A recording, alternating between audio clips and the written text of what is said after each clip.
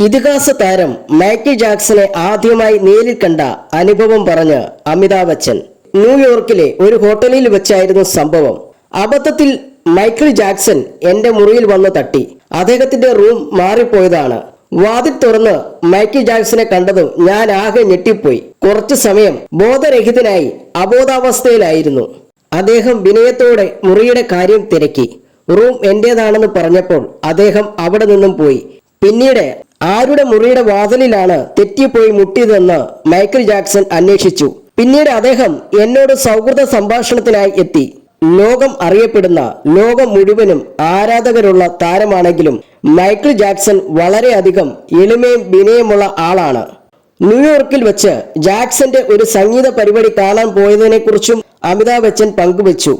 വളരെ കഷ്ടപ്പെട്ടാണ് അവിടെ എത്തിയത്. സ്റ്റേഡിയത്തിന്റെ ഏറ്റവും പിറകിലാണ് സീറ്റ് കിട്ടിയതെന്നും അമിതാഭ് ബച്ചൻ പറഞ്ഞു.